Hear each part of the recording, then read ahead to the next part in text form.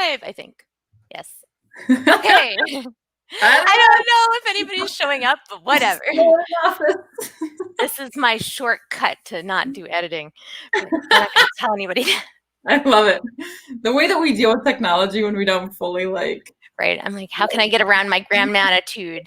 All right. I know. I'm the same way. People tell me what TikTok is, and I'm like, I think I'm too old for TikTok. That ship has sailed. I keep thinking I want to do it, and then it just feels like effort and another thing I'm going to throw my life into that I don't really want to do. Right. And I wouldn't be clever. Like, I'd be doing stuff like filming my cats and be like, is this a big thing? And people be like, no, this is just a cat sleeping. Like, it's not even a good cat thing. It's just sleeping. Any cat thing is a good cat thing. Mm-hmm. You're not wrong. Oh, I love that. Like, one of the oldest pictures they found is a woman who took a picture of her cat. Are you serious? I think so. I know that there's an old picture, and it's like one of the first cat pictures they have. Pictures of? Huh? What else do we take pictures of? I mean, it's eternal. Cats are always the best. Yeah, they are awesome. Apparently, when you upload, like you allow, I saw this Twitter thread, when you allow people to upload whatever, the first thing is generally cat pictures, and the second thing is generally porn. It goes so quickly from one to the other. Right? Like, what? Well, anyway, we have episode 4 of brilliant people doing brilliant things with the incredibly brilliant, wonderful G.E. Vogt. And she is a collage artist who has done this that incredible work behind her. Has a glare. Here, we'll go take this down now. We can remove it. Ha! And the wonderful, beautiful work. If you would maybe describe it for us for a minute and take a second to introduce yourself, however you see fit. Go! Yay! Hi! Thank you for having me, Katarina. This is amazing. This is actually gonna be really hard because like we're so used to just like chatting that I'm like, okay, be professional. Like, put my professional hat on. How's your day? Anyway, so I am G.E. Vogt. I am a collage artist. So essentially what that means is I take a bunch of different stuff from a bunch of different mediums and put together a story about it. They are not necessarily stories like Jack met Jill and walked up a hill, but it's more about certain themes that I deal with a lot, certain stories of relationships that I like to tell or that kind of thing. So this piece behind me, which I'm so sorry, there's like a wicked glare on it. But this is the story of 2020. I wonder if I do this. Let's see if I can get real technological. Ooh. I can sort of change that view. And the glare is a lot better. Yeah. A little better. So essentially what this story is, and I'll describe this piece, it's 4 feet wide by 3 feet tall. And it's, I don't know if anyone's noticed, but 2020 has actually been a hot mess this year. No. And I'm continuing this year as 2020. And so this collage was essentially an attempt to make sense of it, an attempt to try and give some, if not some sort of order to the chaos, because I don't think that's entirely possible because there's just so much chaos, but at least acknowledge the chaos there. So what there's a black frame around the whole thing. It's just made of like, you know, like a mat board, a cardboard essentially. A couple inches on the bottom and top, less than an inch on the side, and then making up the frame itself. Essentially creating the frame within the frame are a bunch of little boxes that I designed to look like Zoom boxes. So each little picture is surrounded by about a 1/2 inch or so of black, the same black that makes up the outside frame. And then in each box is a image or a picture of somebody in getting through isolation, getting through quarantine, getting through this year, that kind of thing. So there's a bunch of images, so I may not describe them all. A lot of them are fairly similar, even though they look different. There's a lot of people on technology, particularly kids and that kind of thing, lying on their beds, looking at phones or computers. There's ones of people in masks, anywhere from nurses to there's a family that's actually mourning a funeral. There's older people who are very isolated, because I think that's been a pretty consistent and difficult theme of this year is how we've had to isolate the older people in our lives to keep them safe, but it's also incredibly difficult for them. So there's like one of my favorites is this older man. Let's see. Whoa, sorry. Oh, you're fine.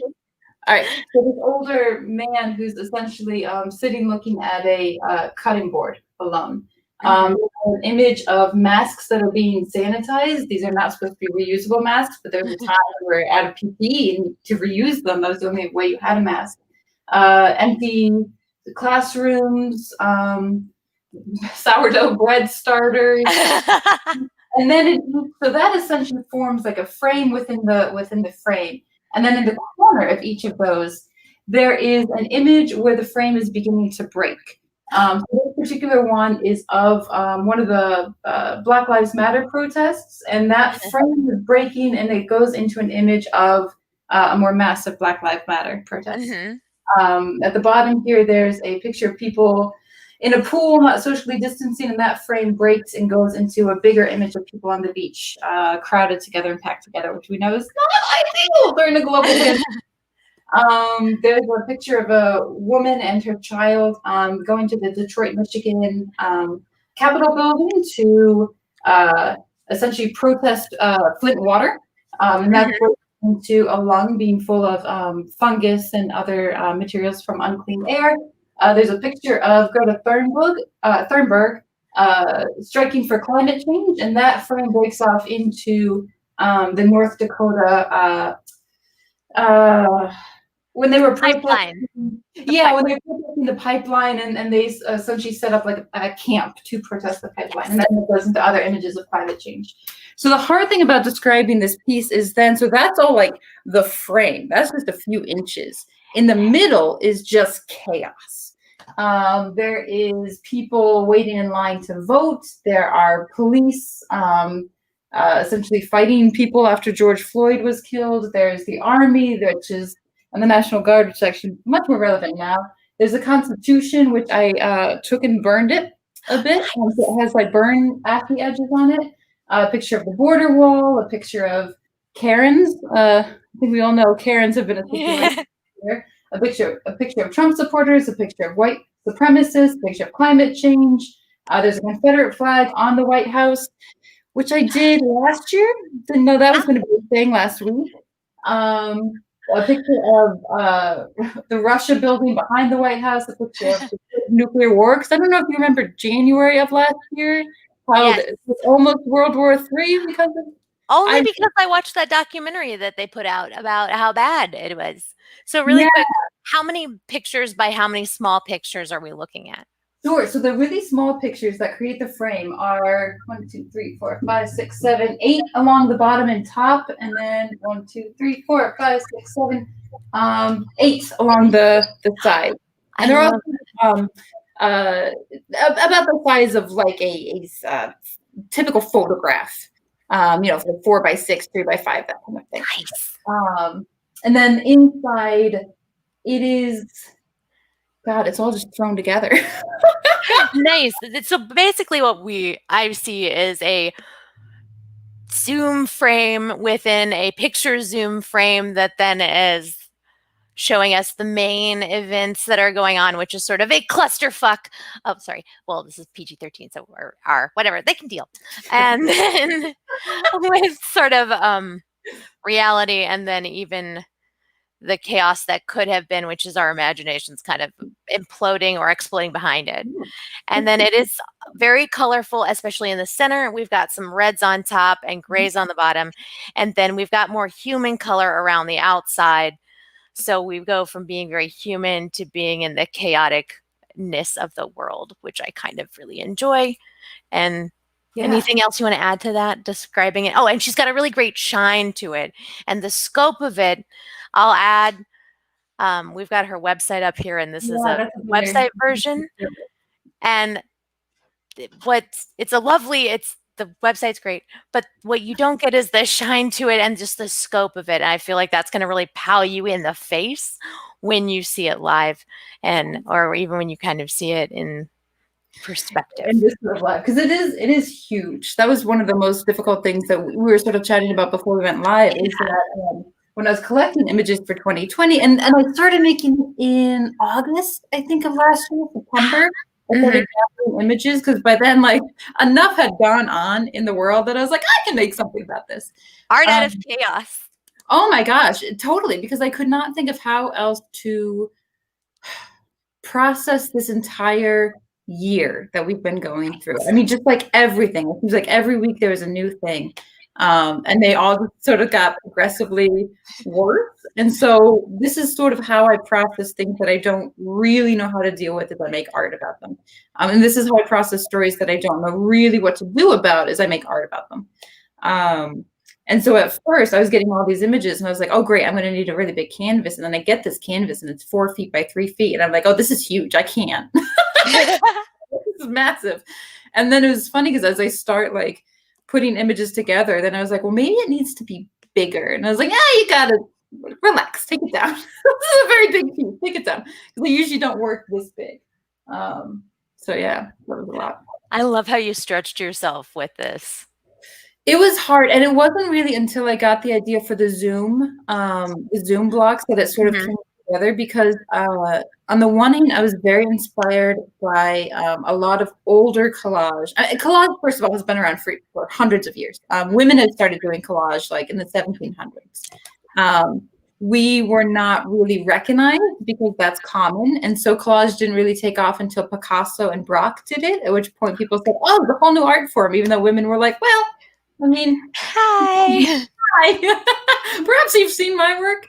Yes, I stole it very heavily. Pretty much.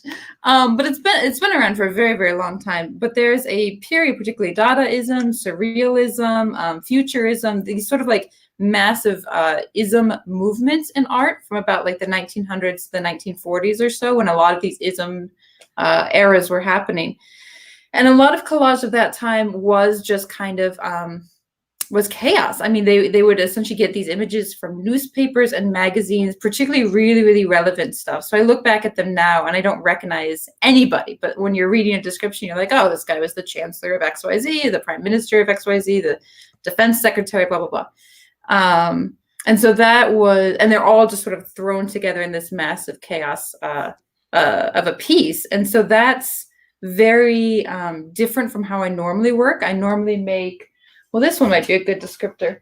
I normally make pieces that are much more, not completely abstract, but let's see if I can see that guy. There we go. So that guy is 4 feet by 2 feet, and it's about immigration. And so it's abstract in that, you know, the things aren't exactly things, but they give you an impression of the things. So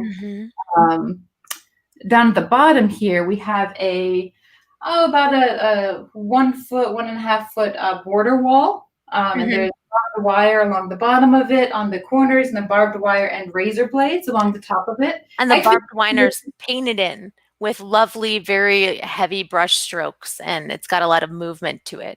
And then she has a photographic collage image at the bottom, and then what looks like comic strips coming out the top behind a starry night sky or the ocean in a very dark blue, contrasting with not the matte gray of the border wall, which now I can see it's kind of bricked out too. Yeah, so this one, and I'll see if I can get a bit closer so you can see it. And the comic strip type things are very 1960s or 50s, 40s in their color palette and feel. So you've got the mustard yellows, and also it looks like an apartment building with different scenes in each apartment building as you get up closer to it. Some are more abstract with a mouth and chopsticks holding money. And then we've got a more muted woman holding stuff with more stuff. A lot of fancy foods, a lot of scenes of people with just decadent luxury, particularly in terms of like champagne and foods and that kind of thing. The wall itself, so the very sort of gray but different colored wall at the bottom, is actually made of text. And then the white of the building itself is also made of text. So let's see if I can get in close here. So both texts is from Ayn Rand's Atlas Shrugged. and I tore it up and then painted the border wall a dark gray on it. So you can still see some text, but it's mostly gray. And they're torn in the shape of bricks. So she's torn out bricks of the text to build the wall. Perfect. With paint. And the white tower it's more cut, so it's more exact. But it's also painted then white, so it mostly looks white until you get up close and you can see the text. And it's long vertically, and then the wall itself is long horizontally. So then it helps add to the feeling. The wall itself is very heavy and solid and down. The building itself is very uplifted and moving up. And ideally, the color was supposed to be ivory, sort of like an ivory tower. But inside the boxes, or was what I was looking at. And then inside the boxes are these scenes, like windows of like a decadent lifestyle, particularly in relation to like food and drink and that kind of thing. But they each have different scenes. There's 10 altogether, 5 in 2 strips. Awesome. And so it's abstract in that it's not, when you look at it, you're seeing like maybe a wall, maybe a tower, but you're really seeing these images and how they relate together. But it's forming something, right? So this tower is forming some sort of structure. The wall is forming some sort of structure. So it's abstract, but not. Behind me, though, purely abstract, because I guess I shouldn't say purely abstract, but there's no. You can feel the surrealism coming through the page. Like if you've seen the clocks, the melting clocks. What is that? Oh shoot, I should know that. Yeah, it's the dolly. You've got that color palette. You've got that feel, kind of like, and also the scope, because he's got a lot of like the big and then the coming forward with similar images too. Yeah. And so that was the tricky thing with this one, is I had to let go of the idea of like, I'm not making a building with this. I'm not making a particular image or telling a particular story. The story is in the chaos. And so the images still flow into each other. We have a trash can from New York City where rats are beginning to take out the trash. When New York first shut down, and there were all these stories about animals taking over New York, right, and fighting for different food land, right. And then coming out of that trash can is a bicycle cop who stopped a person of color and is searching them as they're pinned against the wall. So these images flow into each other, but they're not necessarily like the last one, trying to show a building, trying to show a particular story. The story is there. And that was hard. That was actually really hard to let go of, and to say, like, it's okay to have this crazy image beside this crazy image. Like, that's what the story is. And that's one of the exciting things about collage, is you can really do whatever you want with it. Like, the whole point is you take these different mediums and then do whatever you want. So I'm very analog. I only use stuff that I can actually like cut or tear or like handle myself. I don't print stuff off the internet. Where do you get your mediums for collaging? Like, how do you go about collecting them, and what do you like to feel and use the most? Yeah, so mostly magazines. Magazines are my main thing, and that's particularly because most of my things have to do with relationships in society. So there is really no better way to see like societal priorities, societies, what we focus on, than magazines. Particularly when I do pieces about women. I mean, sort of the more obvious stuff, that kind of thing. So I am that crazy person who, whenever like a friend has a magazine they're about to throw out, I'm like, hey, can I get that? So I'm at the point where people just like come bring me like trunks full of like magazines, and my boyfriend hates it, but I'm like, don't worry, I'll work through these 10 boxes of magazines real quick. And so some of them I keep. I have like just stacks everywhere. It's not a fire hazard. And then I know I've done some.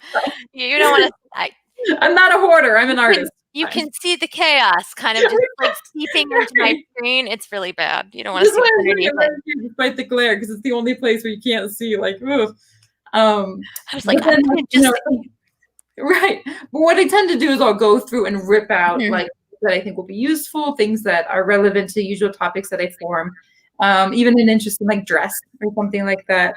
And then I'll keep some that I'm like, okay, well, I'm going to rip out every single page. So keep that magazine. And then other ones I'm like, okay, well, I got one thing out of that, and that's good enough. So. Do you like keep them in filing folders, or do you have like just its piles in like a drawer? Nice. It's better that way, because you can kind of like. It doesn't. It doesn't. I finally started dividing them into different categories, but they're very general. So, like, women models, poor, refugees, food. So I sort of divide them up that way. But then each folder has, this much like clippings and that kind of thing. So on the one hand, it's really exciting because sometimes when I don't know what to work on, I just like flip through and start finding cool stuff. But sometimes when I'm like, oh, I know I had that one picture of a woman and a dog. Where would I have put that? And then it just takes me hours to find a weird image that I somehow remember I have.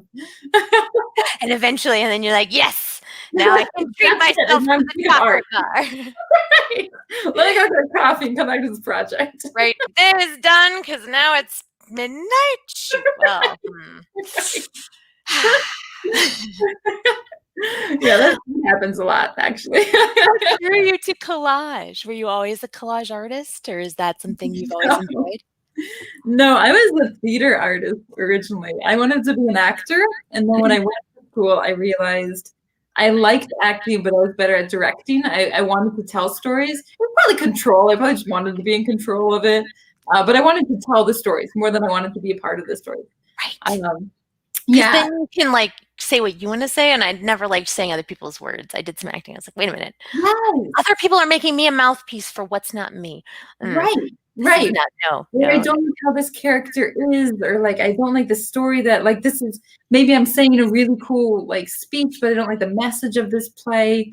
And I never really liked the traditional stuff. So even when I was in theater, I like the really weird stuff. I like the stuff where it's like, a dog walks on stage, a dog walks off stage, end play. And like my classmates would be like, this is terrible. I'd be like, we could do this. We should add a jar of peanut butter at the front and have everybody have spoons. And then we're going to play a cowbell at the end. There's a metaphor in there. Let me figure this out. Right? You figure it out.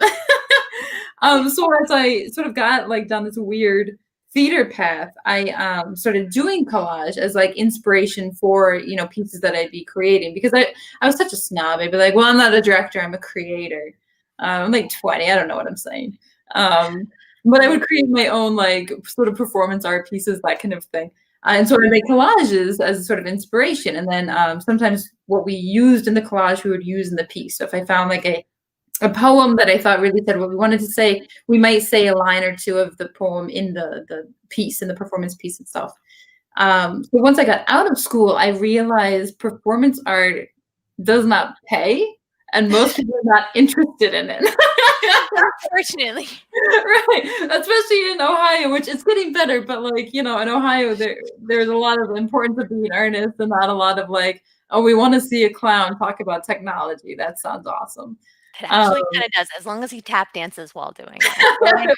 We needed tap dancing on a keyboard. Okay, I'm getting into it.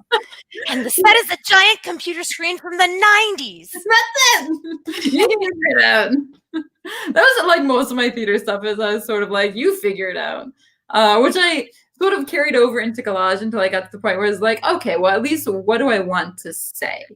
It's a while to find your message. I feel like your 20s, they ask you to like know your message, and by your 30s, you've like, you haven't good enough. No, you don't, and you've been told a lot of lies you have to parse through. Right. Well, a lot of stuff from one person's perspective, That's or a better way a culture that you grew up in, their perspective, and it's not until you get out of that culture that you're like, oh, okay, that's not how the world works. That's how that part of the world works. Yes. And so that was actually partly, I just started like traveling and that kind of thing. So I lived in London for a little bit. I eventually moved to Melbourne, Australia, and that's where I joined the circus. And I was working with this women's circus for a while. And so the cool but sort of hard thing is moving all these places. It was hard to really get like an artistic community, particularly in theater. You really want that community. You want people to work with, you want people that support your work, that are interested in the same kind of thing. And so I just like sort of kept collaging this entire time. And eventually when I moved back to Ohio after Australia, I was like, okay, like this performance thing, I am on the struggle bus with it. I'm not making it work. But this collage thing, I'm really kind of into. And at that point, I was getting better. I was doing bigger work. I was doing more interesting materials, not just magazine, but I was putting cardboarding. I was beginning to learn like how to use like gesso and paint and that kind of thing. And so I really sort of like said, "Thank you, performance art. It's been fun, but now I'm gonna just do collage art." And the cool thing is, because I'd gotten so used to like making these performance pieces of all these different weird things together, it really wasn't that hard of a transition to go into collage, because I was like, oh, I'm still putting weird stuff together, but I'm just pasting it down. It's stagnant. Right. Thank God, because I mean, when you were in theater, like it always sort of broke my heart when you spend like, anywhere from 2 to 6 months on a thing, and then you perform it, and then you're like, well, that's done now. I'm like, I need more than 2 performances. I was always like, we have spent months on this and you're only giving us 4 shows. Are you kidding? Right. This needs to run for months. We're doing a month-long run of Sound of Music high school production. I don't care if there's 2 people coming to the last show. I'm doing it. I need my cast party to count for something. Yeah. Hours. And I guess it's a very sort of like Buddhist art form. You work on it and then you let it go. And I had such a hard time letting it go. And so like with collage, I'm like, yeah, I still got this guy. Like, yeah, it's for sale, but it's okay if you don't want to buy it, because I just like having it. Pretty soon you have like art, just walls. It's too much. Make your own house. I know, it's too much. The ceiling is lined. I've limited myself to how much of my own art I put up. 1, because like, I want to see other art other than like what's in my own brain. And 2, I don't know if you've noticed, but I do a lot of serious, kind of depressing stuff. You don't want to wake up to barbed wire. Like, I don't know about you guys, but like, I don't want to wake up to 2020. Like, that's not going on my bedroom wall. Well, if you have trouble waking up in the morning and need a jolt. That's it. Oh, God. The shock alarm is sold out. Try art. Right. So I have up some of my pieces, but some of the more intense ones, I just sort of like leave in the studio or leave in a space where I'm like, okay, this is where I am, that I can handle this subject matter. So, I understand. It's a lot. It's a lot. So I've perused your website, which is delightful, and I recommend everybody check it out. The link will be in the doobly-doo below. And for those who aren't familiar with your work, you have a lot of concepts of worlds you're using. And what's your most surprising world that you discovered or curated or created? And what do you like about that concept? What gives you, like, what about it gives you life? That's hard and awesome. Sorry. No, I love it. And I say that like you're surprising me with this, and you didn't give me the questions beforehand. No, I'm just kidding. It's actually very nice, because I'm still learning how to talk about my art. So like it helps to be able to think about what I'm going to say. So I'm just not just like, I don't know. The world's concept is actually unintentional. And that's why I kind of love that you had this question, because it was the fact that you look at my work and my website and see worlds. I'm like, oh yeah, of course, because it says like a world of this, a world of that, and that kind of thing. And really, it was me just trying to articulate better the themes that I work with. So one of the major themes that I started working with, that I sort of like get out of the habit and do here and there, is the women's world, where I do a lot of like feminist work and a lot of work about what it's like to be a woman in this world, identify as a woman in this crazy world that we live in, kind of thing. And particularly how women are, the expectations of women, how we are perceived, what we are encouraged to do and not do, and that kind of thing. So that was sort of one of my first like worlds. What I eventually, as I was sort of growing older and looking at things, not just about me, then my favorite world to actually work with, my favorite theme to work with, is the socioeconomic gap. That I think we've always sort of been there. We've always been dealing with it, but like particularly in the last 10 years, it's just gone kind of insane. I feel like class consciousness is really being awoken, and we're really, the cracks are showing. And awoken in a way that we're seeing like, oh, this is the problem. What can we do about it? And not like, oh, there's always rich and there's always poor. which is sort of like, I don't know if, growing up, we sort of felt that way, but there's always sort of this concept of like, well, that's just how the world is. Right. That's how we structure the world, and the world is like this, and we're going to live within it and try your best not to be on the bottom rung. Good luck. Right.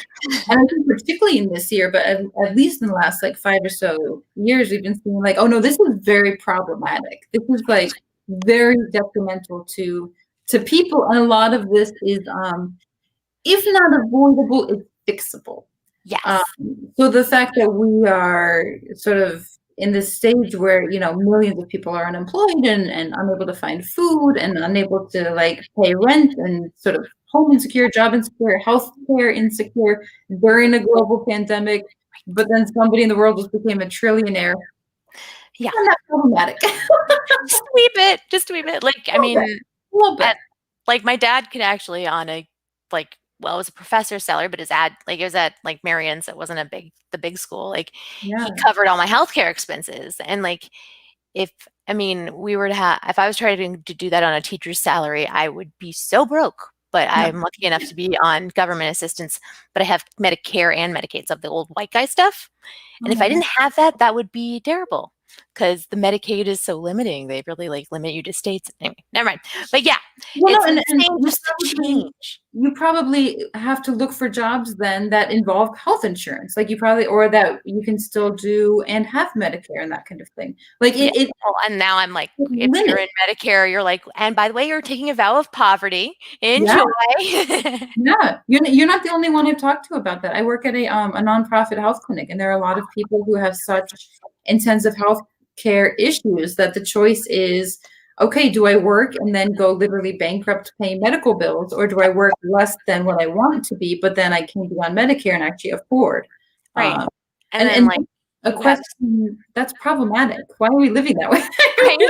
And then like the amount they expect me to work will burn me out really fast. Like I did campaign work, which was wonderful, very rewarding, but like I am recovering from that. Yeah. And so like, I don't know. It's just, we're really like wearing everybody out. Cause like if everybody over 40 needs Advil, there's a problem. I don't know. It just every day just to survive. Right. It's like, if you're this old, you should probably take some Advil for your back. And I'm like, no. And I think it didn't really hit me until sort of going back to what we were saying, we were taught wrong stuff as kids, and I think it's really you're just taught what like you're around. When I lived in Australia for a couple of years, and like the intention was to immigrate there, so I was like an immigrant. Cool. We sort of came back. It was fascinating to see how much they got taxed, and not that everyone's cool with it. Nobody likes to be like, oh, I'm so excited.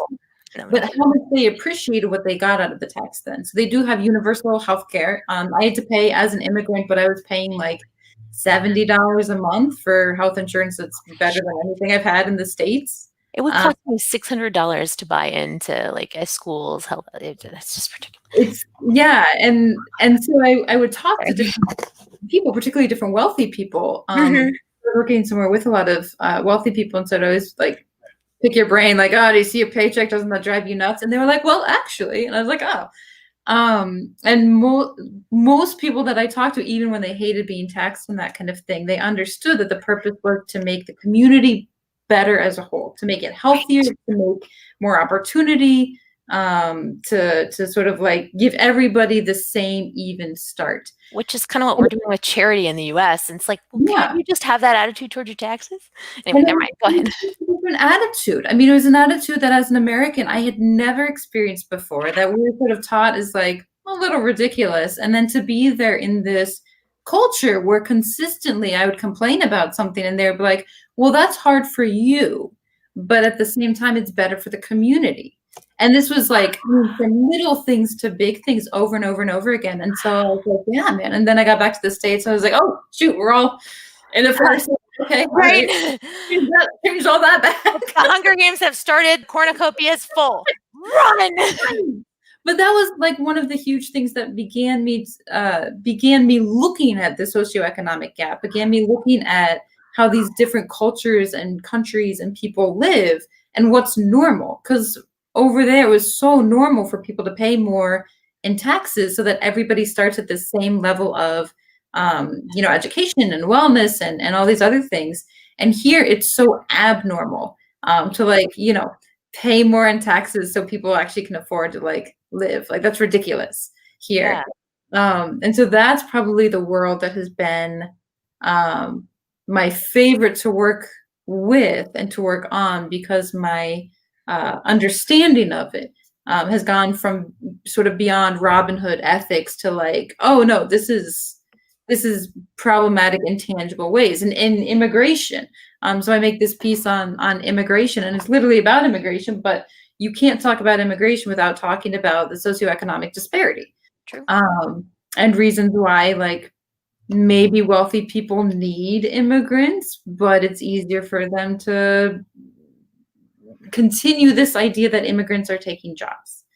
So it's one of those where the socioeconomic gap has been, I just find it in everything now. And so it is everything, because we're in a capitalist society. Everything is based on money. And when you have a society that's heart has become $1, then like, that's what we're pumping. So it's hard not to see it. Our priority. When our priority is money, our priority is community. It's not care. It's not how we sort of interact and respond with each other. It's literally about money. Then it's like, oh, this comes across in literally every single system. And we have baked it in everywhere. It's our favorite spice, better than vanilla. Right. So why I used Ayn Rand's Atlas Shrugged to make the walls and the tower in that particular piece is because I friggin' loved that book when I was in high school. I thought it was genius. That was my philosophy. Like, this is what I live by, is this like Rand code. And then as I got older and began, again, living in these different cultures and supporting myself in different ways, and experiencing more people who, the pull yourself up by your bootstraps theory just doesn't work. It's just literally not passable. Right. Then I went back and reread Atlas Shrugged and was like, oh my God, this is all terrible. I disagree with almost all of this. Except be yourself. That's great. Do that. Right. But don't be. That's so wonderful. She took it to the extreme. She's like, be yourself. You're like, yes.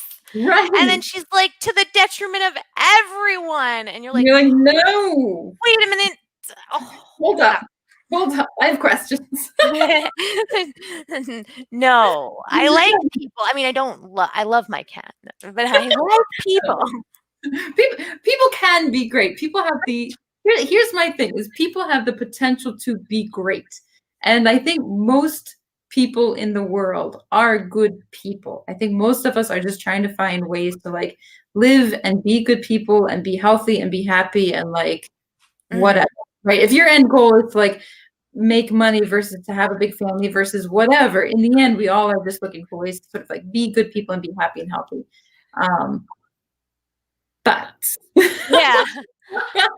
But we also forget, I think, particularly in this country and particularly right now, that if what makes me happy is stealing other people's ice cream, then maybe I need to find another way to get my own ice cream, or to get ice cream without taking somebody else's, or to find another thing that hits that ice cream stealing button. Right. So another serotonin release you could chase. Right. Look, I will give you some ice cream, man. Just stop taking it. Right. Well, let's set up a little video game for you. Right. And so that's sort of the thing that I constantly struggle with in making art. Is a lot of my art is really I don't want to say negative, but a lot of it comes from the space of like, I see something that's wrong with the world and I want to make art about it, but it's not because I see the world as hopeless. It's not because I see the world as only like this crazy chaos. It's because I see the world can be so much better and people can be so much better. This is art. It is a mirror that we hold up to the world. Right. Sorry, right. No, I think that that's the purpose of like painful art, or art that is confrontational with stuff that makes you uncomfortable. Yeah. Like, lessons in the confrontation, and you're trying to pull back the curtain, which I think is really amazing, and something I really love about your art is the like, hey, there's some stuff going on. Hi guys, let's hello, fire. I know we're talking about TikTok, but also fire. Also check out Are you being nice? Right. I recently heard somebody say that people are doing the best they can, and then somebody admitted it to the people are doing the best that they know. And I think that Mhm. I really liked that because as we know more, or we can gain more, than we can do better. But there's a lot of stuff getting in the way of the knowing. And Right. I hope that your art is like a window to knowing more. It seems like it is. I appreciate that. I try to make it that way. I try to take something that we've probably like over talked and overthought about and already like have a solid opinion on and put it in a way that it's like, oh, I didn't think about it like that. Or like, oh, I didn't like it didn't strike me that way. So like doing a piece about immigration, everybody has their opinion on immigration. We all have a very solid, this is how it's gonna be, this is how I'm gonna feel about it. Nothing is gonna change my mind on it. And so with this piece and you know we described it a bit with the wall and the tower and that kind of thing, but at the very very bottom of the wall, and I made them as deliberately small as possible, Mm-hmm. a migrant family in the back of a truck, leaving. They're actually leaving Honduras, the images from, but you just see this migrant family in the back of the truck up against this like massive wall surrounded by barbed wire, surrounded by like Atlas Shrugged, and there's this huge, huge tower that extends up above them, full of this decadent luxury, beautiful things. Mm-hmm. So I they're am going not to get past the dogma and the physical barriers. I love that. Yeah, and so they're essentially like some of my artwork is subtle, some is not. There's nothing wrong with that. Right. And so it's very much about like, look at this tiny little family that's trying to like find a better life. Are you telling me there's no room and like this feast and this decadence and these people having more than they ever need or can ever use? There's no room for this little family Right. there. And why is this wall and all this stuff meant to keep this little family out so extensive? So that's essentially, it's not a new subject. It's not a new topic. It's probably not even a new way of like thinking about it, but I'm trying to put it in a way that hits somebody differently than they might have thought about it before they saw the art. That's the goal. Hey, That's the getting goal. people to get past the end of their own nose or get out of their head. Yeah. Get out of the loop that we have about subjects that we think about a lot. In the argument of rich versus poor, like we all have our thoughts, we all have our ideas, we all have our like opinions on it and that kind of thing. I'm not necessarily aiming to change somebody's opinion. I'm aiming to make them see it in a different way. Nice. Yeah, so that's sort of the end goal. That's awesome. Do you have a world that you're planning to maybe explore next, or you really want to like get into, or are you going to maybe combine some worlds, or are there other solar systems you're in the mood to explore? I love that idea. You know, it sort of depends on what I just came from. So this piece, this 2020 world piece, that took about 3 months to fully do. I mean, this stuff like takes a long time. It takes a long time to find this stuff. It takes a long time to put it together. And it takes a long time for me personally to percolate on it, where I can just leave it and walk away and come back to it and be like, oh, that's why I know it's wrong, because these two need to switch, or because this kind of thing. Really quick, I'm curious, how do you protect this from your cats and let it percolate such that it like stays in the place you need it to? Or like, where are you percolating? And the scope of your percolation, I'm just kind of curious, because I think a lot of people are really unaware about how much thought that goes into like art, and to take a moment to like talk about that time, to really appreciate that time. Yeah, and that's something I'm actually struggling with more now than I ever have, because I am more I'm so old. I'm more aware of media than I ever have been, and so I'll follow so many collage artists, and they're, first of all, like collage artists are amazing. Like there's so many amazing ones that, like, if you want people to like get into, I've got a list. There are some Ooh, if you've got some fun ones you want to like include that we can include in the doobly-doo, we should do that. Anybody want to give shout outs to? There's some brilliant ones. But Instagram in there. People are very, very prolific, because in the end, it is an easier art form to do. It is an art form where like you're just getting materials and you're pasting it down, kind of thing, right? So it's easy to do a bunch of little sketches. It's easy to do a bunch of pieces, and my stuff takes forever. So my Instagram is not like blowing up. I'm not posting a thing a day or an hour. I'm posting a lot. I mean, it's not your full time. Like, is this your full time job? I'm sorry. Let me look. No, no, no, no. So And I yeah, you don't have so yeah, all I the work hours either. I work full time as well. And so one of the things that I've needed to learn to respect, particularly now with the sort of social media pressure, Yeah. is to allow for that percolating time still, and allow that it's okay that a piece of this sort of like size and magnitude takes a few months. That's fine. But what happens then afterwards is I am exhausted. I am mentally and emotionally like wiped, creatively wiped. Like the one of my friends describes it as like a bucket. Your bucket's empty, and I'm like, oh girl, my bucket's empty. So after something like this, then I tend to do a more calming world. So like the daydreaming blues that you mentioned, something that like is just not necessarily easy or just pretty. It's still a theme. It still has a purpose. It still takes some time to make, but I don't feel hopeless at the end of making it. Because honestly, after making this, and this is by far my favorite thing I've ever made, and I think it's the best thing that I've ever made. I'm a little obsessed with it. But it was difficult to get out of that mindset after sort of working on it every day. And so I'm finally at the point now where I feel like my bucket is getting like full again, and so I can begin working on something. What are ways that you fill your bucket? I feel like a lot of artists struggle to allow their bucket to get refilled, to recognize that they're going to have to refill it during the creation process, and then to know how, because that's a real struggle. It's hard. It's hard, and everybody's going to be different. And for me, part of it is actually what you just asked me that I glossed over is my other work, which I am a clinical massage therapist working at a nonprofit health clinic. It is so incredible because massage is so healing. Dude, I never, going into it was such a whim where I was like, okay, I need a job where I don't have to work a lot and I can make enough money to support myself, and that's it. And it ended up just really completing the two holes of art and massage kind of thing, because it's so. I mean, art is wonderful, but it's, for me at least, it's very isolating. When I work on it, I don't want to be talking to people. I don't want to be around people. I don't want to even be like really talking about what I'm working on. I just want to be working on it. And art is the exact opposite. It's very intimate. It's just you and one other person, and you're just sort of like helping each other be better people. Technically I'm helping them more, but they help me. And so for me, that kind of work where I'm really just focused on another person and really just focused on making them and helping them be better. And I have to get out of my own head, but I also have time to sort of like just be quiet and just process and just let things settle. Forced to be quiet, and that's really hard for a lot of people. It's so hard. It is, isn't it awful sometimes? I feel like my skin's crawling. It's hard, but it's also because I've been doing massage for so long. It's also at the point where it's harder for me to spend the whole time talking.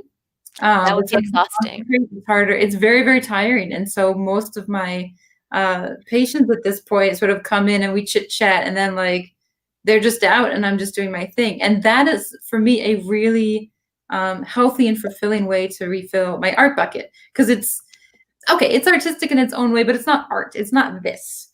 It's different. It's a healing art, and there's a lot of give and take, and it's a meditative process. There's a lot of meditation to it, and the give and take of working with somebody, just like the give and take of a live theater performance, is just so. It's very invigorating. It's very, very. It's exhausting in its own way, but it's also very invigorating. And so it's such a nice way to sort of like, okay, let's get out of this world and go help somebody, and then you can come back to this world with like, all right, there's a reason I'm making this art. There's a reason I'm doing it. Yeah. So there's that, and then also like, I mean, all the usual suspects. I mean, music is sort of my big thing. Going to see music, even just taking a walk and listening to music. Yoga is always really helpful to help me get out of my head. Reading, I read like voraciously. Who are you really into right now? There's this like wonderful, wonderful author that I sort of come to anytime I do something like this, because he's such a joy, and you never know what you're going to get out of his book. So it's Tom Robbins. He's a do you know him? He's an older author. Maybe. He's amazing. So Life with Woodpecker is one of his big ones. Even Cowgirls Get the Blues is one of his big ones. He does these he creates crazy worlds. I love that. Is he kind of like the guy who wrote like Hoot, but he also does adult stuff. Oh, Carl Like, Hyacin. yeah. I don't know because I've never read him. It's I know fun. I've heard he's great. I've heard he's They're great. wacky, and his adult stuff is wacky cop adventures. Like there's this like cop who's just pissed that this guy is building a house in front of his great skyline. So in the Yeah. end, he's like, "I'm gonna take this sucker down," but it's just wacky. Like some guy finds a hand in the ocean. Anyway, never mind. And that's what I love. I love when a book surprises me. I love of course I love just sort of traditional literature and that kind of thing, but I love when I'm reading a book and I'm like, oh, a can of beans is now a character, and we're just following this can of beans hitchhiking across the state for no particular reason. What? That's amazing. He's out there, and it's so out there, and it's so funny. But then he talks about really serious things in a really clever way. Like one of his books deals with Israel and Palestine by having an Israeli and a Palestinian start a restaurant together in New York. That's hilarious. And so it's like he just has these wonderful sort of like good way. Yeah, he's like, oh, okay, that's something that I can like think about and like learn about. But then also here's these beans, and so he's so like wacky and out there and thoughtful and provocative that it's one of those where anytime I read him, I'm like, oh, okay, I've let go of this and now I'm back into like, all right, let's make something cool. Let's make something like I can get into. Have you ever thought about doing Ode to Can of Beans as one of your pieces? Oh my God, I don't think I could do it justice, to be honest. Like he's actually who I was reading a lot when I was making the Daydreaming Blues. Because he's such a change from your daily routine. Yeah, you're going to work, you're putting gas in your car, you're going to the grocery store, and then you read this guy and he just opens up this whole new like world for you. So all of the Daydreaming Blues scenes, there was somebody who was just like sort of in the drudgery of the world kind of thing, daydreaming of like, the world of possible. Let me see. I could probably pull it up really quick. Let's see. I don't think I have one. Woman's World, Modern World, Worlds and Series. Aha! Series, yeah. Let's see. Okay, I've got most of them up, and we're gonna do. You're awesome. There we go. There we go. So there's some of your awesome Daydreaming Blues pieces. Yeah. Really whimsical and then have more of a Renee Marguerite kind of feel to them as opposed to a Dali-esque feel. I feel like Marguerite had a little more imagination and whimsy, and then there's also a good Monet palette going on with the colors. Thanks, dude. You're better at describing this than I am. Like, as a person standing. But these were really fun to work on, and they were still difficult in terms of like composition and how to put them together and that kind of thing. But you're like, I want to live in that world. Like, that's what I do when I daydream. I live in a giant tree with like a clock on it and a paper airplane. That sounds delightful. Yeah. So that's part of like filling the well is also,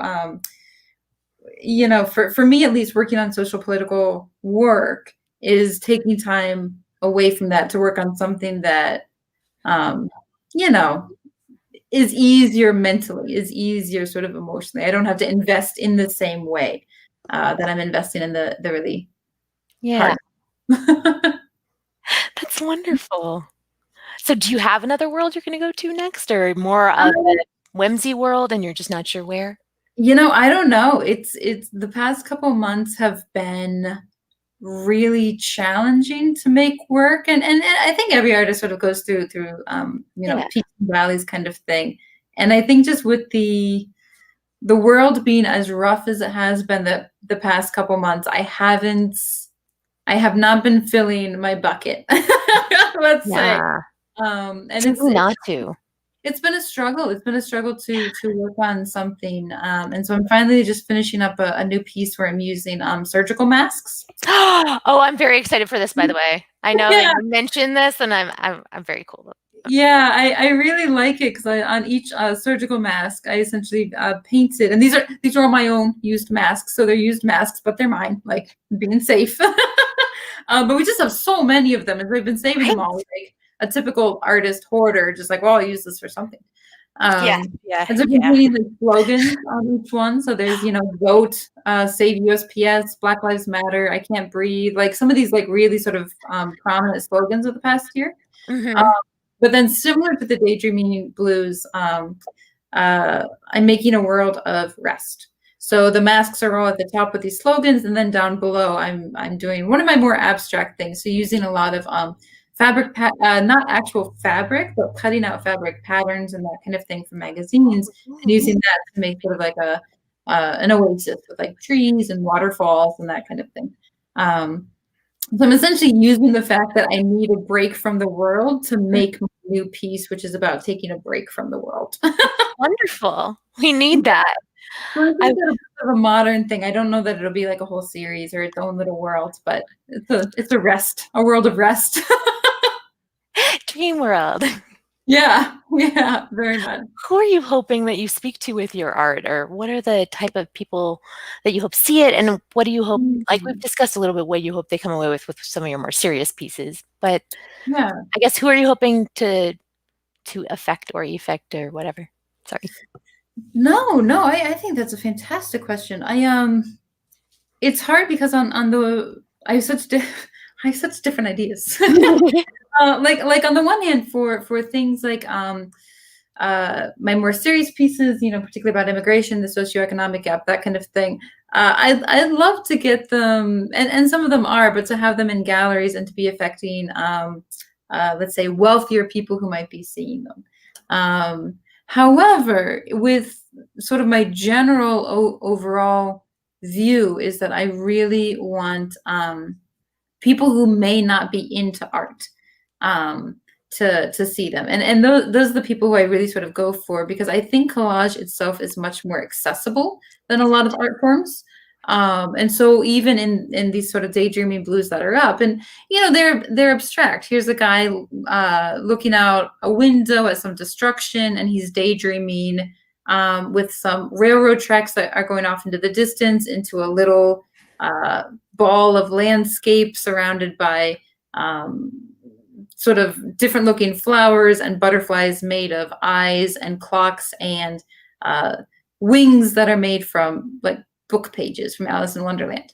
So it's abstract in that, obviously you're not seeing these butterflies in the real world, but it's also, it's not inaccessible. You get a feeling of that, whether or not you like art, whether or not you think you understand art, whether or not you think art is for you. And so a lot of the themes that I sort of come back to, particularly when dealing with things with like mental health, particularly with things like socioeconomic gap, because whether you're rich or poor, you're feeling it. Like you really are, unless you're that like 1%. Right. Yeah, like. And I think even middle class, where I grew up middle class, and we were sort of able to ignore the super rich and the super poor, because I grew up in a middle class family and neighborhood and town. That's different now. I mean, there are changes in the town that I think will in the end be positive, but it's harder to ignore the socioeconomic gap. So even that theme, you're seeing something and you're getting something out of it.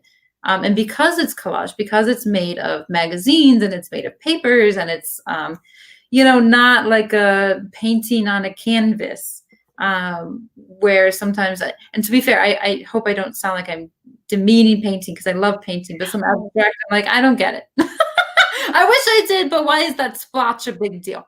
And then I'll read an artist statement, I'll be like, oh, I get it, that splotch. Right. Oh, yeah, but sometimes art is nice to not have to have it. But I want to segue into you write amazing artist statements. They are eloquent, gorgeous. Oh, like I was like, I wonder what she thinks about this. And then I read your website and I was like, well, now I know everything about, damn it, I have nothing. I was like, what do I do? Oh, thank you. They are hard.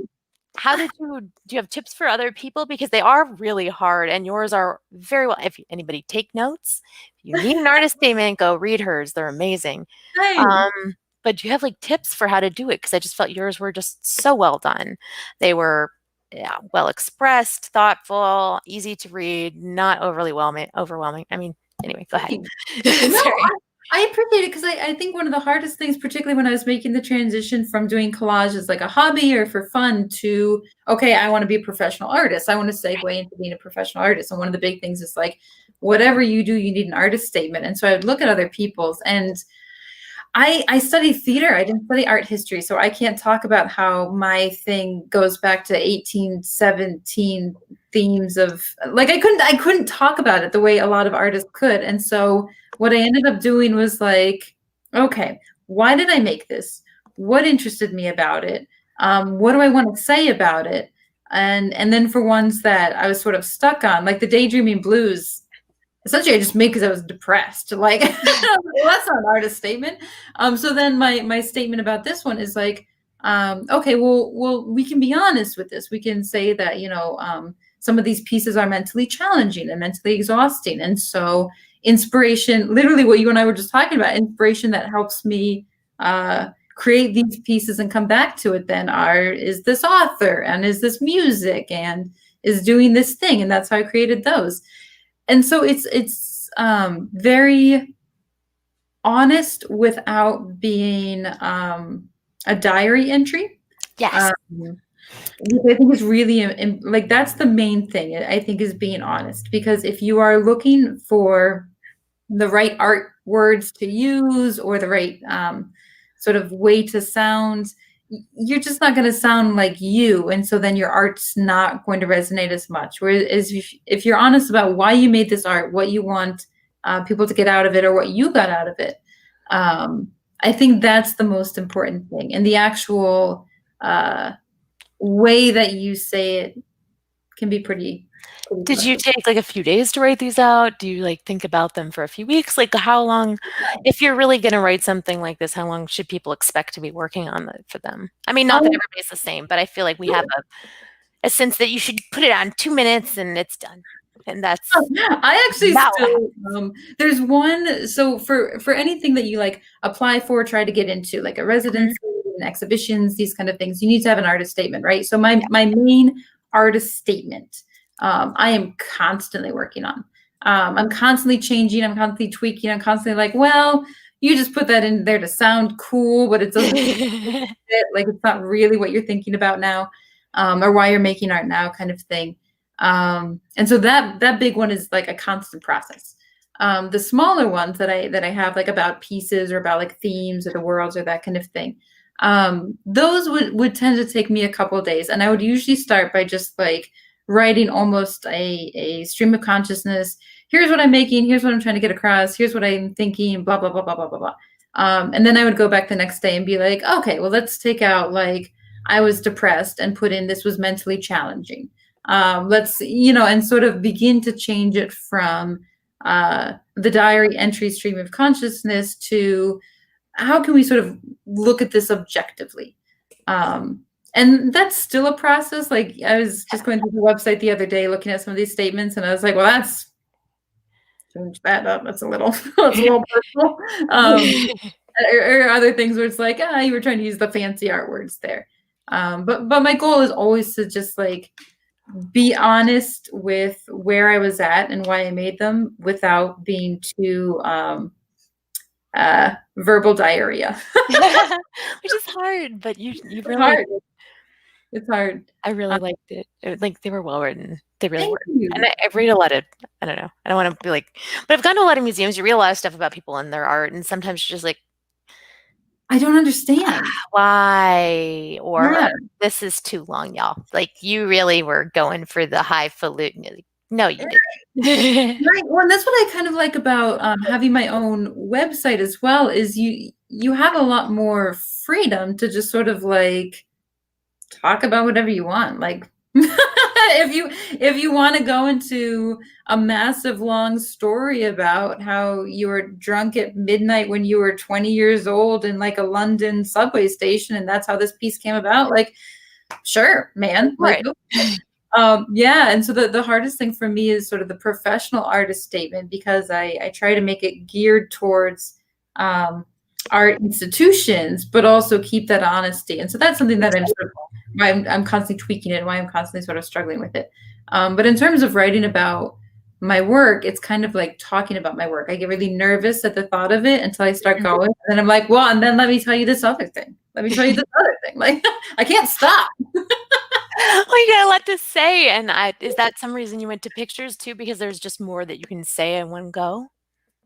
Yeah, I think so. And I think that's partly why I go to collage as well, because God, there's just so much cool stuff out there, and it's hard not to fill it. So, I mean, there are some collage artists, and I'm so jealous because they're absolutely brilliant, where they can take like a white piece of paper and put a few images on it, and that's it. And I'm like, oh, all that white space, fill it up, fill it up. But they're brilliant because they don't. They're able to be okay with the negative space. And as you can see with mine, like, they're just filled. They're just filled with stuff. And part of that is because I never want them to be boring. I always want it to be where you can look at a piece, and the more you look at it, or the more you look at a different spot in it, you can find something else in there. You can find something else engaging. You can find something else where you're like, oh, I didn't see that. Just this first, I like that I pointed at the screen. You can see this one here. Yeah, right here. The biggest daydreaming blues down on the bottom there, the one with the girl looking at a chair, and there's a road leading away from her. On that road, there's this little stuffed rabbit doll that was like abandoned, and looks like it was sort of burned a little bit and that kind of thing. But it's hidden because the colors are similar to that of the road, and there's so much else to look at that until you've looked at this piece for a while, you're like, oh my God, that little rabbit, what's he doing there? And that, you know, it contributes to the story of the piece and that kind of thing. But that's what I love about collage. You can just constantly throw in this cool little stuff. And that's why I just have like folders full of things, because I don't know when I'm going to need this hourglass, but I'm probably going to need it. Hourglasses especially, like those are gold. Watches, hourglasses, pocket watches especially. Pocket watches. You're like, yep, give me that pocket watch. This is important.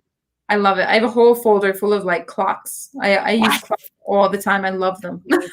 They're always look cool. They're appropriate. They're very, very, they've got so many meanings. Yeah. Yep. Oh my goodness. Yay. What was the coolest thing that you discovered while making either the piece behind you or one of the Daydream Blues? Like, what is some of your favorite discoveries, or what's something that you discovered? Oh man. That's a really good question.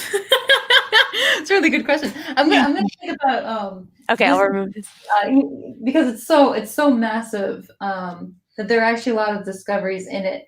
And it was interesting to me how many different sources from how many different places ended up fitting this theme. So most of these images are not from this past year. I mean, a lot of these are images that I've just had forever. Oh my goodness. Nice. That ended up fitting. They ended up, whether it was from technology, or whether it was from about people being isolated, people being sad, people struggling, that kind of thing. Funnily enough, that's all it was. Right. And so it was really a surprise to me. One, how many images I found, and then two, how I was able, and I hope this doesn't sound bragging, but I was really surprised by how I was able to put them together. Because like I say, there was so much chaos, and it was so difficult to put them together, that I was actually really surprised when it turned out. And like I say, it's one of my favorite ones. So I hope this again doesn't sound braggy, but I was surprised that it turned out as well as it did, because it was so difficult to essentially take all this chaos and put it in a way that is still artistically pleasing to the eye. Yeah, it's still pleasing to the eye. It's still aesthetically pleasing, even though the subject matter is insane. And there's something to be made sense of with it. Like, there is definitely a story coming through. And I love that you brought up how you were trying to go with that zoom look. Like, that just adds another layer to it, like literally and figuratively. Yeah, thanks, man. Because that was sort of the idea of it as well, is that I worked with this is partly why this thing took so long. I worked with bigger borders, I worked with more squares and less squares, I worked with making it even a really cheesy little thing at the bottom that said leave meeting, like what Zoom did, like how Zoom has it, but it looked terrible, so cheesy.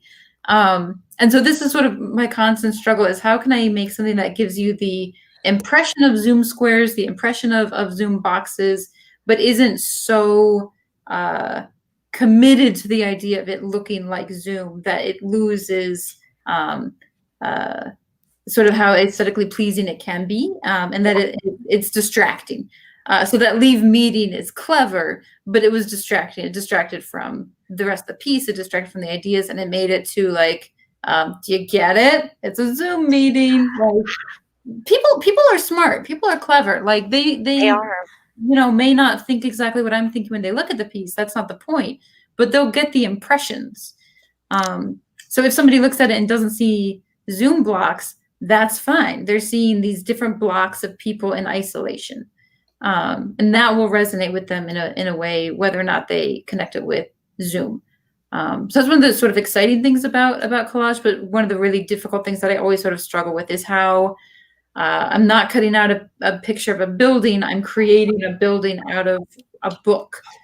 So how can I give that impression of a building without being so true to the building idea that I'm distracting from what the actual idea is? That's a tricky balance, and that's also part of the artistry of it, which is why it's a medium.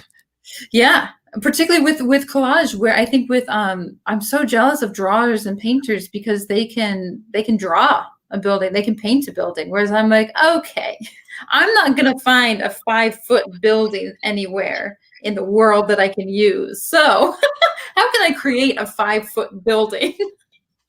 So it's exciting. It's really exciting because it's such a like, you find so much stuff that you wouldn't otherwise. Finding stuff for these Zoom boxes when I finally let myself just use black mat board was huge because I never do that. I never use just mat board. I use something. And so I was playing with like text and newspaper articles. I was playing with masks. I'm all about these masks. Masks are brilliant though. They're so cool. They're so cool. I just want to use them. Right? I feel like they need to have a mobile. Dude. Mask mobile. I mean, yes, but no. Like, yes, on the one hand, because it would be beautiful and it would be amazing, but no, because every time you look up at it, you're like, God, are we still in this? Are we still doing this? Are we still wearing masks? Yes, we are. Keep wearing a mask. But, no, yeah. It's a change for sure. And in some ways it's really good. And in other ways I'm like, oh, now we can't see people's faces. Yay, better health. And I can't wait for smiles again, dude. I can't wait to see people smile. I can't wait for when I'm walking down the street and I'm smiling at somebody and they'll be able to tell. And I'm not just staring at them with like my face covered and my eyes with sunglasses. Just I feel like, oh, well, sunglasses. At you. Because you can see the crinkles in the eyes. The crinkles matter. You can. That's true. But yeah, the smiles, I do miss them too. I think that's the most surprising thing that I find consistently is how things end up going together. When there's always a point, and it's the worst point of any art piece, but there's always a point when I'm like, what the hell am I doing? This is never going to work. This is never going to happen. There's always that point. So for me, the biggest surprise is that when it comes together. Oh, that's good. How do you get over that point? I don't want to, we're going really long. I don't know. Sometimes it's leaving it alone. I've literally put pieces down and stopped working on them for a couple months and gone to work on other things and come back and been like, oh, all I had to do was use this instead of that. Sometimes it's the opposite and it's forcing myself to work more. So it's saying like, do not leave this alone. Keep messing with it. Like keep playing with different things. On this one, I had to start putting stuff together that I didn't think was going to work. So I had to say, like, you don't need, like, the Constitution right beside the White House. It's not going to work. And so then I have it still nearby, like it's below. And then I'm like, oh, that's great. But, like, I had to let go of all these, like, this isn't going to work beside this one. Try it somewhere else. So this one, I worked through it a lot more. But usually I sort of, like, leave it alone because – you don't want to get to the point where you hate what you're making. True. Have you gotten to that point in a few different things and you've had to definitely Yeah, it's funny because there's been a few that I did that happened with and I left them alone and then came back to them a couple years later. Nice. Yeah, there was one that I did about addiction and I really liked ideas in it, but together it just didn't work. And so I came back to it a couple years later. When I began making art on wood canvas. So most of it is on wood canvas. Nice. And I used to do it on cardboard. What do you think about like how you used to make art before you knew anything? Right. It would bubble, it would come off, it was never stable. The paste I was using was terrible. So like I would make all this stuff that like is just sort of trash now because you just can't fix it. It's so bad. But I'm Well, making now like, you put it in a box and pour resin on it, and it's new art. it's fine. But essentially, I would make it on cardboard because I was like, art should be accessible. Everybody should be able to make art. I should be able to make art on anything. I can make it on cardboard. I can make it on canvas, whatever I want. I'm the artist. And yes, but in the like, it can't fall apart, dude. Right. And then Right. there's actually a reason for why we're using this, and this, but you'll learn through. Buying expensive wood canvas and stuff like stays together and it looks really nice and it just like has another layer. I'm like, oh, that's why people buy expensive Right. wood. So I took this piece about addiction and I moved it from like the black cardboard that it was on, and I used really thick black oil paint to make swirls and to make creases and make layers, and then move the main part of the piece onto this like black oil paint on wood canvas. And it's awesome. It's one of my favorite ones, but it took me like 4 years to officially like finish it.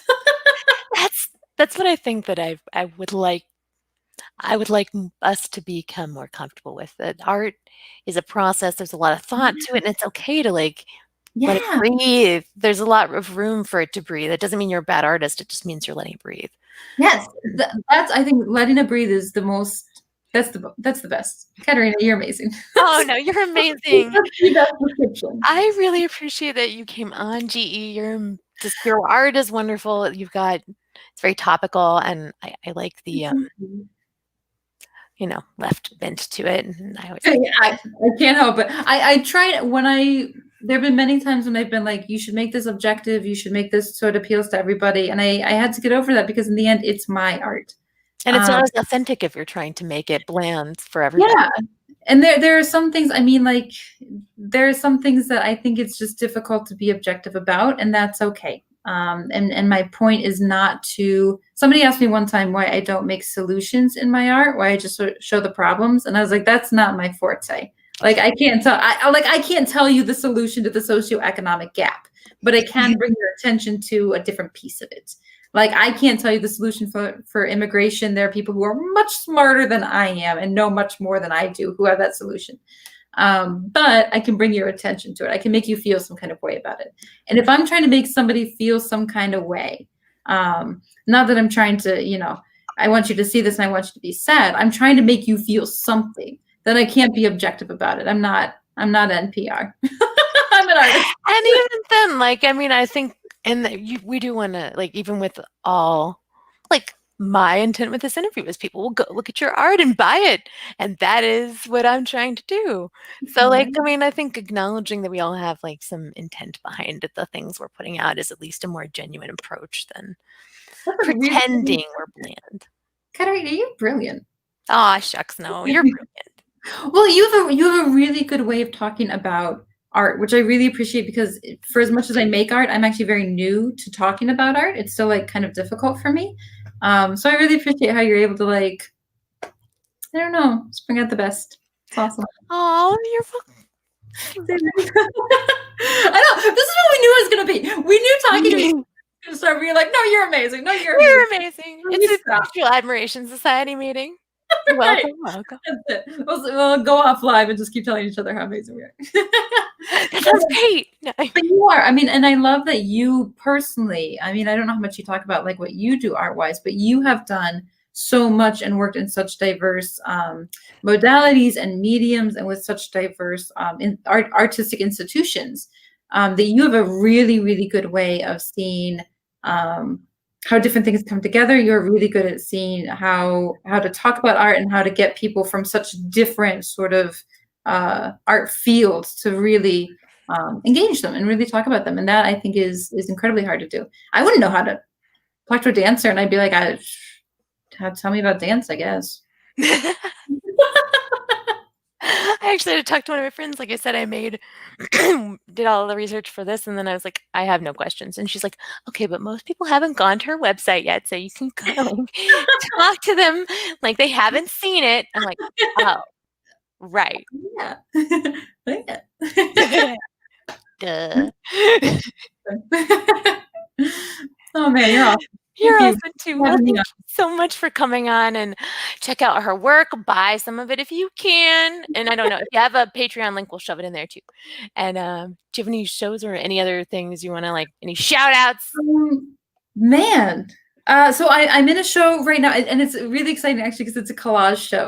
Collage is like, we're sort of like a weird art form that like most other artists are like, no, but like we're finally sort of getting to become known as an art form in our own, like, right? Like, no, we actually are art, I swear, even though I'm just like using glue. And so there's a show in Michigan at this really brilliant art institution, the Northville Art House in Michigan, that is just a collage show. It's called Sheer Madness. They have this like, one, I know, they're like fantastic. They have this wonderful website up where you can do sort of a virtual tour of the exhibition. They are open if you happen to live in the area, but it's very timed, very scheduled. Go into the exhibition so they can keep it safe for everyone. Masks, Oh, good. All about the masks. All about the masks. And they also have like a video tour as well, where you can sort of watch the juror who selected the work. So one of my pieces is in there that I'm pretty excited about. And but she's gotten an honorable mention award for it. I got a notable mention. Yeah, a notable mention. And it's an award winning. You have graced my podcast as award winning. Yeah, I don't know. It's my first one, so I don't really know what it means. It's a win. So we'll take it. We'll take it. But it's a really cool show. I mean, there are just so many talented, incredible artists in it. And it's such a cool range of diverse collage that if like talking to me, you're like, oh, this is what collage is. This is like one little tiny thing of collage, which is like this much. So if you're interested in collage art, as everybody in the world should be, because it's the best. And it's accessible. You can dabble in it in your home, even if you are making it on cardboard. That's fine. Use a better paste than I did. Don't use have rubber your cement. favorite pit. Yeah, rubber cement's awful and it will peel off. Terrible. I mean, it's so bad. But what I liked about it, so Mod Podge is a really good one for different things. So that's what I use for masks, right? And that's what you see on my work. It always looks sort of shiny. That's this obnoxious shine is from Mod Podge. What I don't like about it though is once you set something down with Mod Podge, it's stuck. Like you're done. You're not moving it. You're not adjusting it little bits and pieces. So there's this sort of gel like medium called Yes Paste. Okay. And that one I like because it's expensive, but it's really, really solid. And you can like set it down and then sort of like rubber cement, you can like shift it around, move it around a little bit, that kind of thing. So it's one of my favorites as well. So I'm if anyone would like to talk about adhesives. Oh, we actually might need to at some point. So nerdy. Collage artists get together and like, what kind of scissors do you use? Like, what's up? No, like, do you like no good sharpener? Okay, anyway, this goes on later. This is not interesting. But that one I would say go check out. The Northville Art House is absolutely brilliant. With their exhibition Sheer Madness about collage artists. There's a lot of really, really good people in there. It's pretty incredible. Do you have a favorite Instagram? Well, we'll put that down. We'll put our favorite Instagrammers and the show links in the doobly-doo. And thank you for coming. And thank you, Katerina. This was amazing. I appreciate you. You're amazing too. Okay, I'm going to end the broadcast. No.